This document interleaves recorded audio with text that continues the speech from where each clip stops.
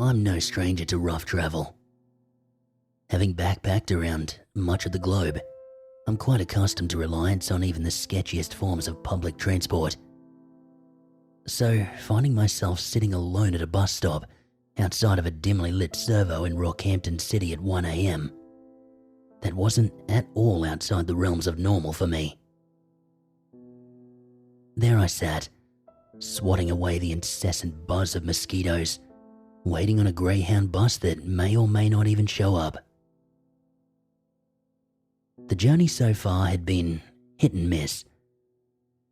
After years spent exploring the wonders of planet Earth, I thought it was high time to get out and see a bit more of my own country.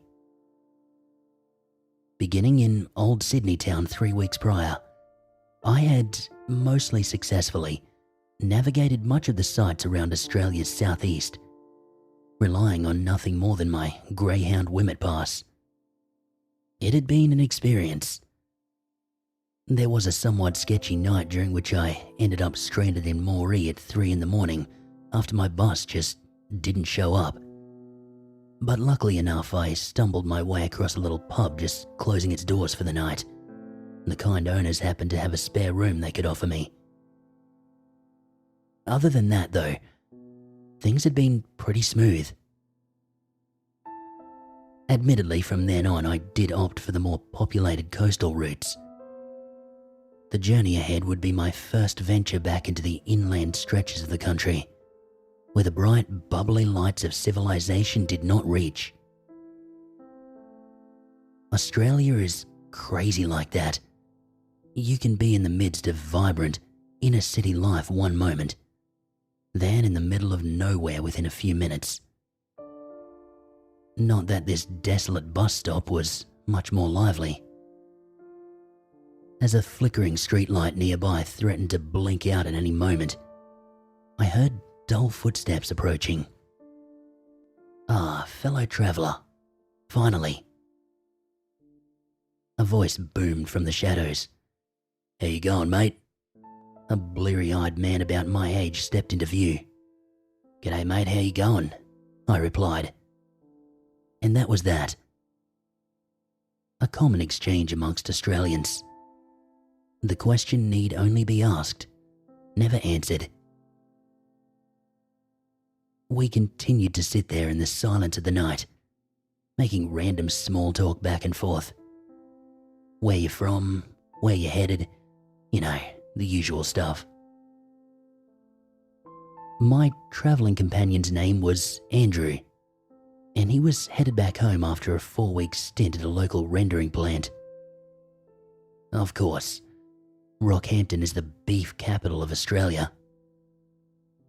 It's not the most exciting place in the world, or the country, or even the state for that matter. I had been here merely for a stopover, an overnight rest between bus services on my way up the Queensland coast. The conversation dragged on, drifting between mild interest and awkwardness, until finally, an hour or so later, the squeak of heavy vehicle brakes a little ways down the road caught our attention. Squinting through the foggy night air, I could just make out the big red bus headed our way. Yep, there she was. The word Cairns glowing brightly above the windshield. I wasn't headed that far north. I was only going as far as Proserpine, and from there, hoping to hitch a ride out to Airlie Beach. The Greyhound screeched to a halt, and the driver jumped out to toss Andrew's bags into the luggage hold. "Roadblocks up tonight, fellas. Might run a bit over schedule," said the driver. She's all good, mate," replied Andrew. "Give us more time for a kip," he said, laughing. I could not relate. I could never sleep on buses, trains, planes, anywhere that I couldn't get horizontal. I was curious at the time, though, what these supposed roadblocks were about. He couldn't have been referring to the roadworks. Not at 2 in the morning. I suppose it wasn't uncommon though for roadwork barriers to be left up on weekends or occasionally overnight if the road was in too poor a condition to drive on. So, at the time, I just put it down to that. I climbed on board and found myself a seat up the back, and moments later I heard the clomping boots of my new acquaintance stamping his way up the aisle and sliding into the row opposite me. "Gonna be a long one by the sounds of it, mate," said Andrew, gesturing to the driver, who was chatting back and forth to a muffled voice on the other end of the radio. We couldn't make out much. Detours, delays, some talk about an accident somewhere further up north. That'd explain the roadblocks then, I said to Andrew, who nodded in response. "Must have been a bad one," he replied. "Wouldn't block off the Bruce for nothing." "Truck rollover maybe?" I suggested, and Andrew nodded in agreement, before pulling out a travel pillow and turning away. "Gonna try and get some sleep," he said, yawning. "Night, mate." "Yeah, night, bud." I nodded in return. And with that, I reclined my seat and gazed out the window as the bus pulled out of the small side street and began cruising down the highway. Along this particular stretch of highway, and many other inland roads, I'm not exaggerating when I say that there is literally nothing to see, even by day.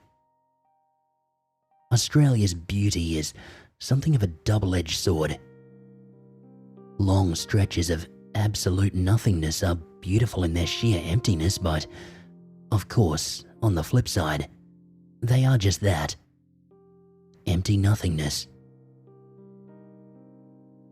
The road north from Rocky cuts inland, away from the gorgeous Queensland coastline, straight into one of those huge stretches of barren earth, interspersed with random patches of small forests.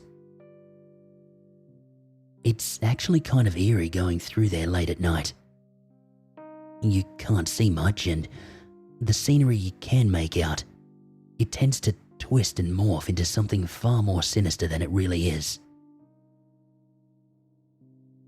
Time dragged on by, minutes that genuinely felt like hours out there. I didn't mind. These long rides between towns and cities, they were my chance to just zone out and relax.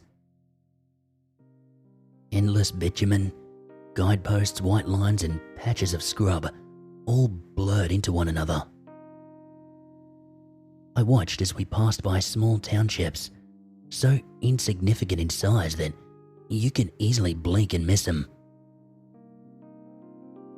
Eventually, about an hour or so into the trip, I finally found myself starting to drift into a semi-sleepy state.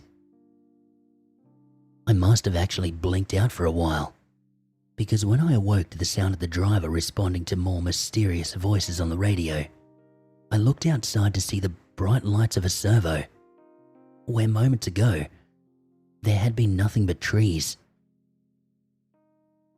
The bus swung a hard right into the service station as the voice on the radio continued. "Do not proceed. Detour west. Repeat. Do not proceed. Detour west." Okay, I thought. Guess we're detouring west then. I raised my seat back up, rubbed my eyes and stretched. I noticed we were passing by Marlborough, as indicated by the road signs outside. The bus came to a halt right outside the servo, and everyone filed out to grab a quick snack or drink, while the driver continued communicating with, I assumed, emergency services via the radio. There was some more talk about the highway still being closed, but I couldn't make out much more than that. As I was making my way off the bus, I noticed Andrew was still snoozing. I considered waking him up and letting him know that we were stopped for a meal break, but I recalled him mentioning that he wanted to get some sleep, so I decided against it. I made my way inside, grabbing a hot sausage roll and a Dare iced coffee, and proceeding to the cafe counter. The guy at the cafe was a little weird. "How's your night going, mate?" I asked. No reply. "You get many customers through the nights here, or?" No reply. Okay, so the bloke's not much of a talker. Whatever, I thought. $9.50. He suddenly spoke up. "You travelling on the Greyhound tonight?" Yeah. Yes, I am," I said, handing him a $10 note, which he grabbed a hold of while maintaining that weird blank stare straight ahead. Or rather, straight through me. He opened the cash register, placing the note inside and grabbing for a 50-cent coin. "It's all good, mate. Keep the change," I said, before turning to walk out. "There's been an accident up ahead on the Bruce," the guy said after me. "Yeah, we heard," I said back. "Any idea what happened?" The guy just kept staring, wordlessly. After a few moments, this got more than a little awkward, so I once again turned to leave. "We've got some rooms available at the back, if you wanted to book in for the night," he said, catching me off guard. Yeah, no, I'm good, mate. Thanks anyway." And that was that. I walked out as he continued to stare after me. Even once I was out the door and making my way back to the bus, I looked back to see his piercing eyes gazing through the glass towards me. Freaking weirdo, I thought to myself, but ultimately shrugged it off, thinking that anyone stuck working the graveyard in a desolate servo in the middle of nowhere probably would be acting a little strange. Munching into my delicious sausage roll, I sleepily crawled my way back on board the bus, making my way to my seat. Andrew was awake by this stage, and as the last of our fellow passengers climbed aboard and the bus began to pull away again, we struck up another conversation. "Whereabouts are we?" asked Andrew. "Passing by Marlborough," I replied, taking a sip of my coffee. "Highway's still closed, so apparently we're detouring." "Right," Andrew said vaguely, staring out the window. He looked as though he didn't particularly like that idea. "What's wrong?" I asked. "Does it take a while to go that way?" "Lot longer," he again, quite vaguely, responded. "About the last place you want to be this time at night, too." I didn't quite understand what he was on about, so I just awkwardly chuckled in reply, assuming he was joking about the infinite expanse of empty landscape around us. He did not join in with the laughter though. Instead, just stared straight ahead. A blank expression, much like the guy in the servo. A troubling mix of fear and concern. Tick-tock, tick-tock, tick-tock, tick-tock. The sound of the bus's blinkers echoed through the cabin as we swung a left onto a very worn-looking highway. The faded, dull bitumen illuminated under the moonlight. Me old man was a trucker back in the day. We'd sometimes come past here and he'd point out to those mountains, tell me stories. Andrew spoke up again. "Yeah? What about it?" I asked. Andrew turned to me. "It's just a shit place to be at night, if you can help it. Lot of stories about this road. It's called the Marlborough Stretch, or the Horror Stretch. Name don't come from nothing, mate." I stared out the window, watching as the random patches of trees began to increase in repetition, gradually thickening around us. The tall forms of the pines and gums lined both sides of this road now, as the bus chugged along down the narrow highway, which transitioned from bitumen to dirt sporadically. I watched those tree lines with a creeping sense of unease. When you're travelling through the Aussie outback, you are, of course, acutely aware that all manner of bush animals and dangerous wildlife exist out there, just beyond the illusion of safety that is the edge of the highway. But it's never more than a passing thought. This, on the other hand, felt very different. It was as though any supposed sense of safety began frittering away the minute we turned onto this road. The Marlborough Stretch, eh? I said. That does ring a bell. I remember reading an article about it somewhere. Murders in the 70s and 80s, something like that. Missing persons too, Andrew interrupted. Lots of them. You don't drive this road at night. You just don't. My dad always said that anyway. A similar thing happened when he took me on a job down Brizzy way. Was told to detour, but he refused. Parked up on the side of the road and slept it out till the Bruce opened back up. I noticed his leg was bouncing up and down now. Something I occasionally did myself when anxiety was creeping in. This made me feel uneasy. Not necessarily because I thought anything was genuinely wrong, more so because I was in close proximity of someone who believed that something was very wrong. People can become unpredictable in those situations.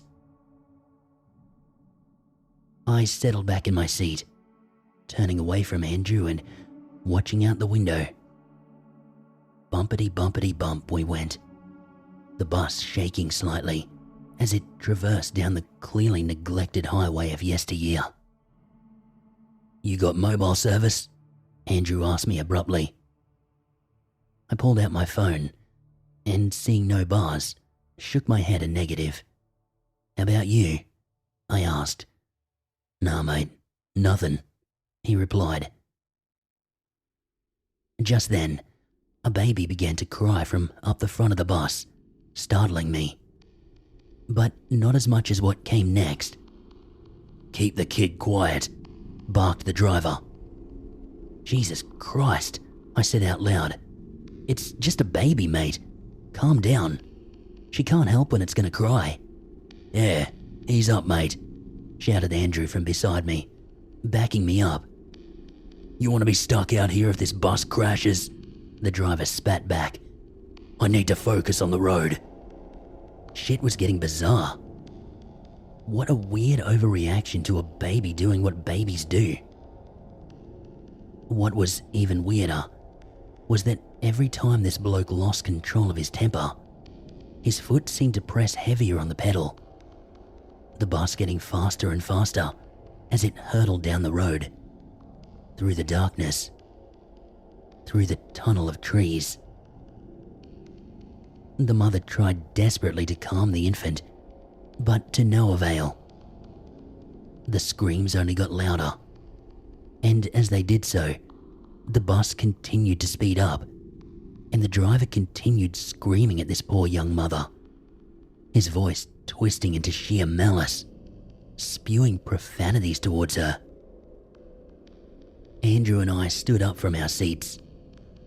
This bus was flying down the highway going at least 150 k's an hour by now, and we both knew something was very wrong in this driver's head, to the point that someone needed to take control of that wheel before we ended up crashing. Too late. Bang.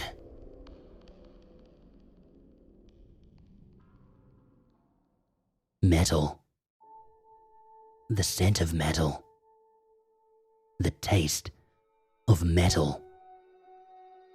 the sensation of metal slicing into my collarbone. Those were my first memories upon waking. It's not like in the movies, you know. There was no screaming. I physically and mentally could not. All I could do was slowly and calmly slide the sharp piece of broken seat frame out of my body and silently drag myself out of the crumpled wreck. I could see out the cracked and broken windows that the bus was on its side, lurched over an embankment. It wouldn't be until much later that the sheer horror of seeing those shredded corpses would hit me. Their mangled forms mimicking the vessel which contained them. It is the kind of imagery which I still struggle to process. I will not impart that burden onto your own mind. In the moment, however, there was no time to even register it. I dragged my own battered body up and out of the doorway before rolling onto the ground. I staggered to my feet, getting a good look at my surroundings. An endless road in both directions, and trees everywhere, all around me. Something howled from within that tree line, and a chorus of howls joined it. I knew that only one thing out there did that. Dingoes. And not all that far away either. I knew that I had to make a choice. I could stay there with the bus, try to hide it out, or I could pick a direction and start walking. Dingoes, much like wolves, they're pack hunters. On the one hand, if they were to surround me out in the open, I was done. On the other hand, if I stayed there at the wreck, there was a better than even chance that they were already being drawn to the noise and the smell of the fresh corpses. I still don't know if the decision I made was the right one, but it was the best one I could possibly make in that moment. Without a second thought, I began to walk. Every step was agony as I limped my battered body down that dark road. The rough blades of long grass clawing at my shins as I went. One step at a time, as the taunting howls of no doubt more and more dingoes continued to echo out from within the trees. Every so often, I would hear a scatter of paws. Not far away at all, I thought to myself.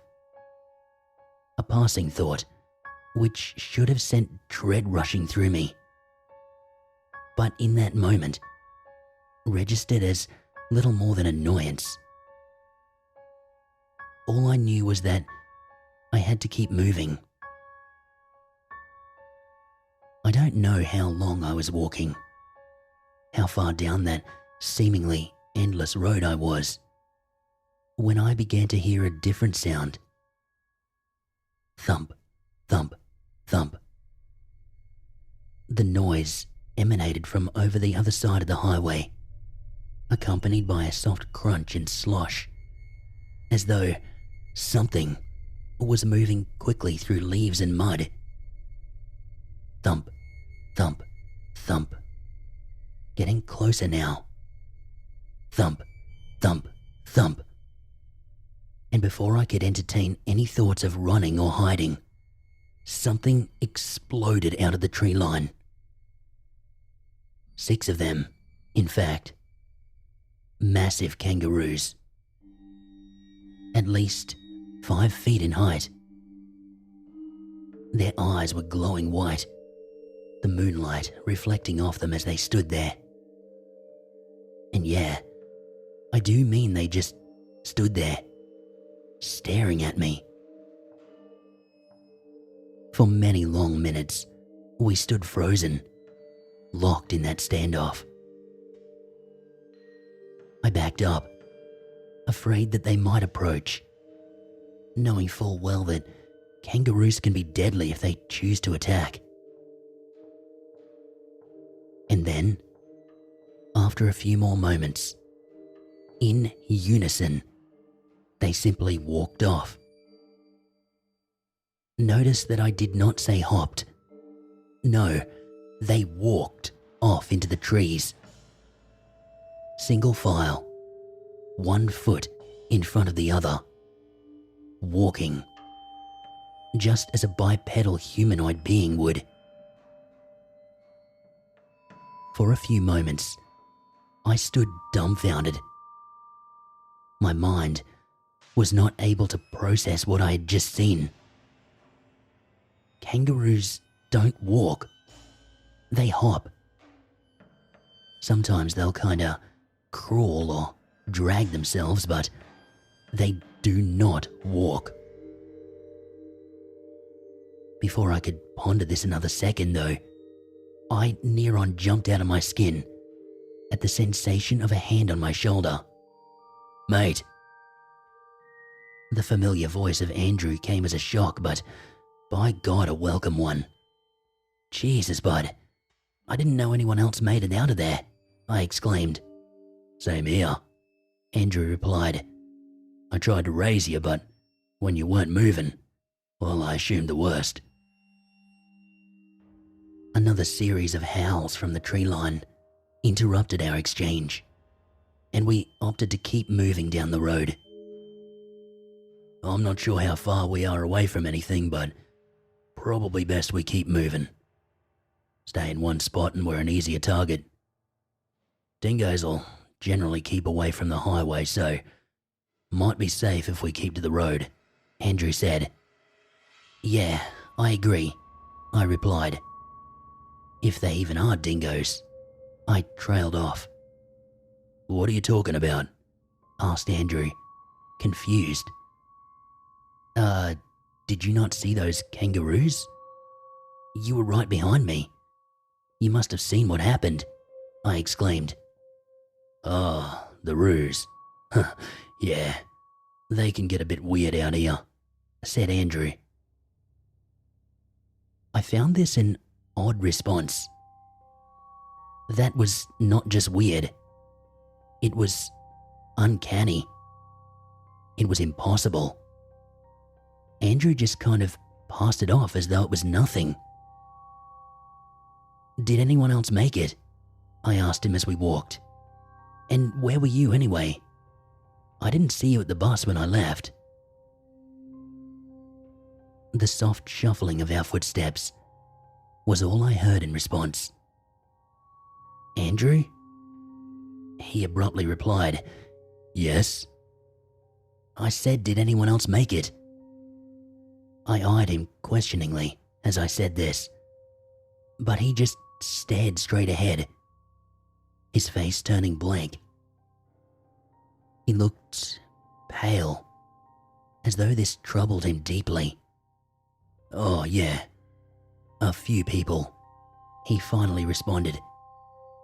"Well, where are they?" I asked, turning back to face the road. Andrew was struggling to keep up, it seemed, but I wasn't slowing down. Not with those things out there in the trees. "They went their own way," he said, again, a blunt tone in his voice. I didn't know if he was just in shock or if he genuinely didn't care, but that rubbed me the wrong way. Thinking back to all those poor people on that bus, that mother, her helpless little baby. What the hell? What are you talking about? Did anyone else make it out or not? You're telling me you saw that they were okay and then just, what, waved goodbye? "It is not my place to question their will." I stopped dead in my tracks. That was not Andrew's voice. I spun around to look at him, and that was not Andrew's face. The face I was looking at was almost a blank slate, if not for the emotionless, minimal features in the center of it. Something pale was standing there looking at me, where Andrew had just been moments ago. I backed up, tripping over my own feet and falling backwards to the ground. But this thing did not approach. It just stood there, staring. Slowly, its face turned, its gaze drifting down towards where I lay helplessly in the middle of the highway. I began to scoot back, wanting only to get the hell away from whatever this abomination was, which had seemingly replaced Andrew instantaneously. I continued to drag myself backwards, off the road, into the grass. Again, slowly, its gaze shifted. Away from me this time, towards the trees on the opposite side of the road. Towards a sound that I had not registered until right that moment. Growling. I could see it clearly then. Snouts and accompanying bared teeth appearing from the tree line across the highway. A pack of them, just as I had thought. 4, 5, 6, 7. Too many to fight off. Way too many. I would have to run. That was my best and only shot. This pale thing, which still stood there in the middle of the road, which had until now showed no sign of emotion, suddenly began smiling, then grinning, then laughing, as if taking pleasure in what was about to happen to me, and happy that it could be there to witness it. I screamed at this thing. What the hell do you want? Its face went blank again. It turned its gaze to me, and ever so slowly, it lifted a finger to point at me. The air became dead still. Not a single sound pierced the silence of the night. And it was then that the dingoes stepped out from the trees. Click, click, click. The sickening sounds of twisting bones and ligaments accompanied the slow approach of the dingoes. Wild dogs indeed they were. Dog-like in their movements, they were not. Forearms outstretched, hind legs straightened out, walking upright. Click, click, click. Their bones grinding against each other as they took stuttered, jerky steps out of the trees. Their tongues hung out, frothing at the mouth. I turned and made haste for the tree line nearest to me, limping as fast as I possibly could. Click, click, click. I could hear them right behind me. Click, click, click. I moved quickly into the dark forest surrounding the Marlborough Stretch, not giving a second thought to what could be awaiting me inside, knowing only that these things were right there behind me, and I needed to be away from them. Click, click, click. The grinding of bones, the gnashing of teeth, seemingly surrounding me now. The beasts spreading out, encircling me. I continued limping, my already battered body copping ever more bashes, cuts and scrapes from the many trees, rocks and shrubs, for I could not see even 2 feet in front of me, save for the tiny slivers of moonlight cutting through the treetops. And then, another sound. A yelp. Not the yelp of a creature in pursuit. The yelp of a creature in pain. I continued limping through the darkness, and suddenly, another one. I quickly changed course, not knowing what these sounds meant, but wanting to put distance between me and whatever the hell was causing them. A few moments later, another one. Then, right behind me, a squelching sound, followed by another pained cry. Something was killing these things. I broke into an outright run. I pushed any physical pain to the depths of my subconscious, and I began to sprint through that forest. Branches and shrubs whipped at me as I went. Tall, coarse grass ripped the flesh from around my ankles. Spiked plants tore into my arms, but I kept on running, picking up speed, not wanting for a single second to slow down when out of nowhere, bam! I ran head first into something solid, something metallic, or at least resembling it. I fell backwards, slamming into the hard forest floor. Something massive was right there in front of me. It took me a moment to regain my composure, enough to figure out why I was able to actually see it in the darkness. But then it occurred to me. It was lit up. Very dimly, but the thing was covered in strips of lighting. The lights were absolutely dazzling to look at, swishing and swirling in patterns which were unfathomable to my brain. And as I stared, it began to lift. Slowly, but powerfully. With a giant whoosh, this thing lifted up, further and further. It did not break the trees that surrounded it, despite it being situated amongst them. They simply bent further and further, seemingly warping around its massive form. As it continued to rise, the more and more transparent it became. By the time it reached the tips of the trees, it was practically invisible, save only for a faint outline in the stream of barely discernible light which trailed after it as it shot off into the sky. I knew what I had just seen. Of course I knew.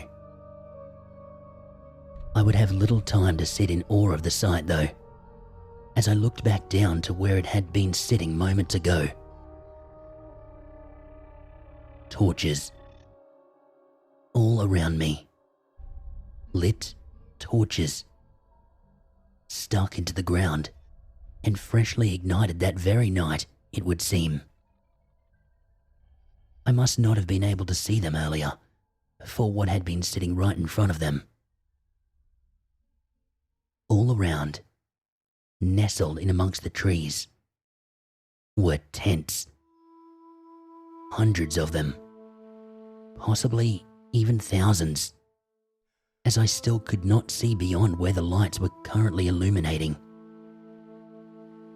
I pushed myself to my feet, ready to turn around and walk very slowly out of there, when I heard footsteps approaching. 3 men, wearing blue shearers singlets, were coming my way, 2 of them brandishing hunting knives. and the other armed with a rifle. "So you the reason they coming round here tonight?" said the man with the rifle. "What?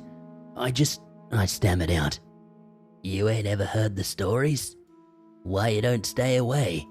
said one of the men with the knives, wiping the fresh blood from his weapon as he spoke. These men were disgusting.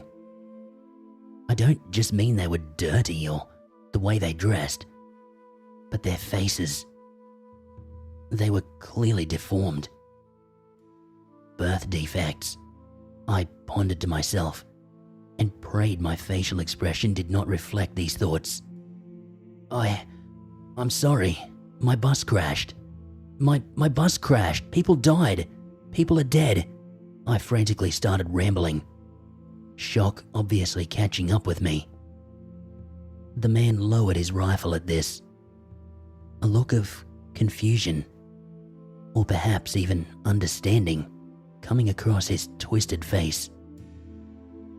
A moment later, though, he lifted the rifle back up towards me. Instinctively, I threw myself to the ground as an almighty bang echoed through the trees. I covered my ears, obviously too late, now disorientated and confused. My ears hurt. My head hurt. I looked up, seeing the men walking towards me now. I braced, but they simply walked on past. I staggered back to my feet and I turned around to face them, and to face what they were now standing next to. It was huge. Its lanky, twisted form now lay lifeless on the forest floor. A gunshot wound, clearly visible through what one might call a head. Whatever was trickling, or more like drifting, out of the wound, however, was something I did not, and still do not recognize. I stood there dumbstruck, staring at this massive thing. To say it was tall would be an understatement. This thing stretched over 12 feet, easily. I don't understand," I said. He was about to get ya," said one of the men, giggling to himself, as though my fear was amusing. And that was enough for me. I reached out a shaky hand to say thank you, but the men took a defensive step back. The one with the rifle stepped forward again. "Now, you already know there's scarier shit out here than us, but don't get thinking you're welcome back here. Don't you ever come back," he said, before raising the butt of his rifle and slamming me hard between the eyes.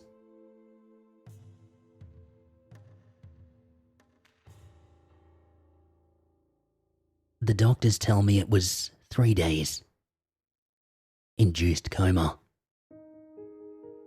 I was dropped outside the Townsville General Hospital at 5 in the morning and rushed into the intensive care unit after I was found by an off-duty nurse. I was treated for my many injuries, and the Queensland Police had questions for me. Lots of people had questions for me. Nobody understood how I even got there, as the nurse who found me swore that no vehicle was seen. I was just dropped almost 500 kilometers from where I'd been. I have no idea. I can only go on second and third hand accounts that are being shared with me. As for my story, yeah, I'm familiar with the tropes. Apparently, I shouldn't tell anyone about what happened because no one will believe me and I'll end up in a psych ward, blah blah blah. Well, the human mind doesn't work that way. Of course I told my story. Between the shock of it all and the effects of the morphine, I was very loose-lipped about it. Some brushed me off as a lunatic, and honestly, I don't blame them. I'd do the same if somebody started blabbering to me about the kind of shit that I'd seen. They sit there. They entertain me, patronize me, comfort me, laugh at me, whatever their reactions happen to be. And some of them, they walk away still laughing, sighing, rolling their eyes, or otherwise unfazed. But some of them don't. Some become visibly shaken the moment I mention that all this took place on the Marlborough. Suddenly, my story becomes more than just the ramblings of some random bloke who hit his head too hard, and something far more tangible. Something they seem to genuinely believe, or at the very least, believe could happen. I don't take inland roads or detours anymore.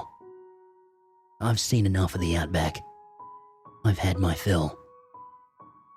I don't know if there's other weird places out there just like the Marlborough, but I know that place is something else. However, for everything I do know, for all the things I saw, it's left me with far more questions than I'll ever have answers to.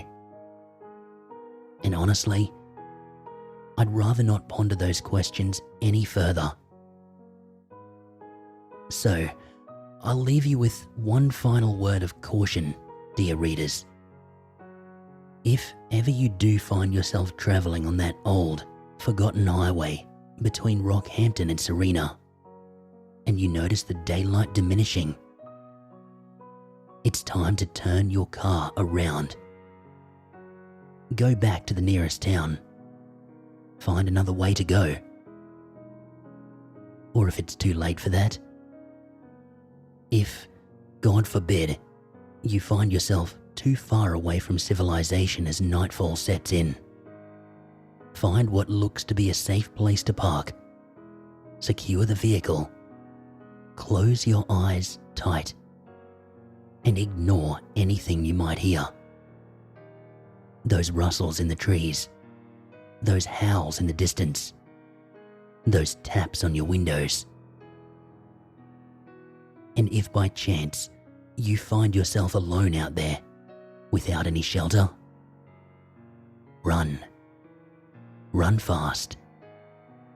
And just you pray that it's the right kind of scary that catches you.